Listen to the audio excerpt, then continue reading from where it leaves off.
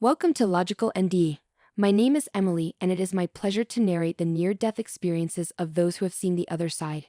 If you are new to our channel, welcome. For our regular viewers, please sit back and enjoy today's episode.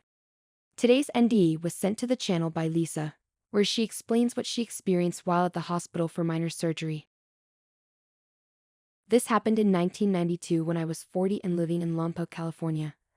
I was in a clinical depression, just one of many I experience every year. So far antidepressants hadn't helped, and I had tried them all. I tried eating better and exercising more. I read inspiring books on how to reclaim your life. Every year, I had a new theory of why this kept happening. I had a wonderful husband and my kids were my world, so what did I have to be depressed about? I didn't know yet about the symptoms of depression, chemical imbalances of the brain, or bipolar disorder, so I blamed myself for it all. I was so mentally exhausted and couldn't imagine a future with more of the same. I was thinking about suicide all the time. At the same time, my doctor was watching a swollen lymph node in my neck. Finally, after a CT scan, he called me to schedule a biopsy as he feared it could be a cancerous tumor. I couldn't believe my good fortune. I thought God was answering my prayers by letting me die with dignity, instead of the suicide I was thinking of. So, in February of 1992, I went into surgery. After it was over, it became apparent I have a rare condition known as pseudocholinesterase deficiency, which means lacking an enzyme to process a certain anesthesia. Something, I found out later, a good friend of mine had died from. After surgery, I heard the doctor say, "Wake up now, everything went fine, the tumor was benign." "She's not waking up," said the nurse who kept tapping my face. The anesthesiologist replied, "I told you to leave her alone. She's paralyzed and won't be waking up anytime soon. We'll all be here for a long haul today. Get her down to ICU stat." I listened to this conversation in an unconscious state and found it very interesting. I tried to move my arms and legs but couldn't. He's right, I thought to myself. I am paralyzed. I wasn't at all alarmed, but instead became wrapped in a cocoon of complete well-being and peace. I heard thoughts, not mine, spoken in my mind somehow. "You're going to be okay. It's just going to be a matter of time. We'll keep you safe in here until you wake up." I then entered it blacker beyond black pyramid-like tunnel, much like an iron lung. The blackness brought even more comfort. It seemed small but also large at the same time. Hours later, I started to awaken. Gone was the peace I felt, replaced by confusion and helplessness. Loud alarms were sounding and people were moving all around me. It seemed the whole room was filled with loud chaos and I didn't want any part of it. I've since read noise is amplified after exiting a peaceful place during an NDE.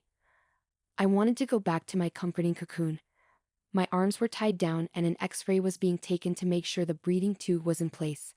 I couldn't breathe. I fought with all my will to free my hands, cry up for help and gulp in air but couldn't. I was a deer frozen in the headlights of a blinding light that will not let it escape its imminent danger. I have never wanted to live so much in my entire life. The need to breathe seized me and created a frenzy of wild panic. "Get her husband quick," a nurse yelled. Suddenly his face was above me saying, "Denise, you had a reaction to the anesthesia and it paralyzed your body. It doesn't feel like you can breathe, but the machines are doing it for you. Try not to fight it. You're going to be okay." Oh God, I can't breathe. I'm going to die because I can't make anyone understand. As the feeling reached a peak of intolerability, I instantly left Ken's face and the rushed activity of the ICU ward. I was cradled in an all-encompassing love and peace. It permeated every pore and cell of my body. The love was the most exquisite emotion I have ever felt. I just rolled and basked in it. There aren't words to express the complete well-being I felt. The stark opposite of emotions felt just a moment ago. Gone was the excruciating need to draw the next breath. I wasn't aware of having a body, only consciousness. I didn't question where this was coming from. I only knew I was having a heavenly experience. I never saw anyone, but I could feel at least two presences. I still had thoughts of my own and ones that weren't mine but were spoken into my brain somehow. There was a distinct difference between these thoughts. I was then filled with a saturated gratefulness for the love of Ken and his care of me. Surprisingly, those emotions encompassed the family I grew up with but never felt very close to. I loved and belonged to them and felt lucky to have been a part of their lives. I relished memories and knew that was the family experience I was supposed to have for my youth. I did have a thought of surprise I wasn't being shown my own family. I didn't know social anxiety was a thing. I felt awkward and guarded around other people. I dreaded group and individual interaction unless I knew them well. It created so much anxiety, sometimes I didn't feel human at all. Now I felt a connection with every human being in the universe, as if a fine silver thread was sewing us all together. An image of that appeared above me. I couldn't see how that many people could fit all around me, but they did and surrounded me in oneness. I felt how fragile we all are, how much our actions affect one another, and how important it was to try our best. Being on Earth and having the experience of life was meant for me, and I belonged, truly belonged here. You are a part of everyone and belong here on Earth. All of your lives are difficult and full of trials. You are all struggling. It's important to live your life well so you don't create any hardships for others that will make their uphill climb any harder. You can never know what someone else has been through. Do not judge too quickly how easy you think their lives have been. These were words spoken in my mind again, and was a gentle rebuke to slow down my self-centered thinking. Meanings of some of my difficult challenges were revealed to me, and how they were helping me live my life well and grow. And I did. I wanted with all my heart to live and do well. Though I can no longer remember all they told me, I feel the revelations are placed somewhere in my soul helping me. The love, peace, and contentment just continued to glow. I wanted to feel this way forever and stay with them. But I knew I had been told and shown all there was for me to hear and see.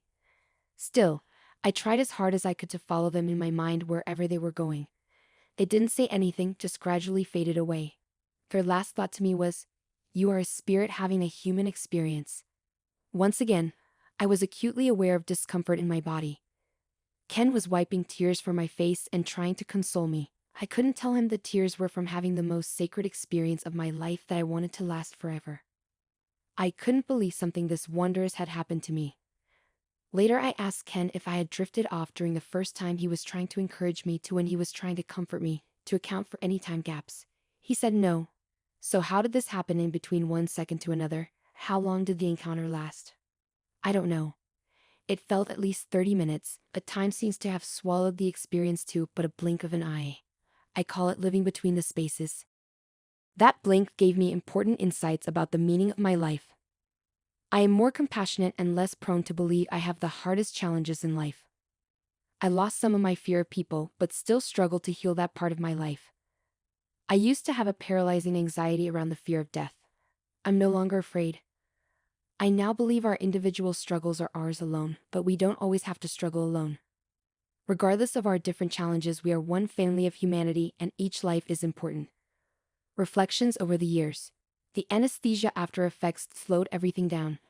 I was still depressed months after. However, I tried my best to meet my responsibilities and carry on. My daughter Jana was a big support. She was 14 and helped with meals and entertained her younger brother and sister when I was at my end. I knew I couldn't take my own life. So I made another appointment with my primary care doctor.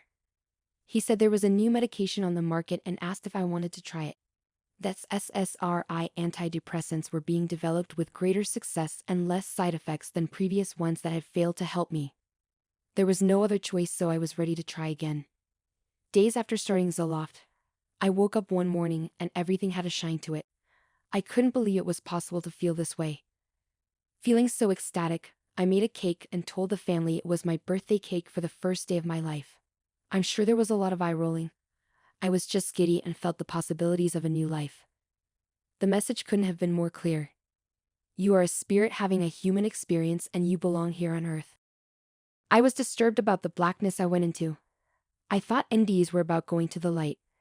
Now that NDEs are widely shared and documented, the experience of going into a peaceful darkness is often present. My life didn't sail along in only calm waters because I had experienced something wonderful. Living with bipolar has been the biggest challenge of my lifetime. My depressions have lingered from year to year. The highs were few and far between, but could be just as destructive. All of it has tried my very soul and ability to endure.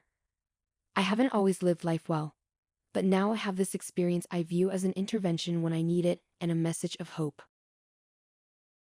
Thanks for watching today's episode. Please don't forget to give us a like and subscribe.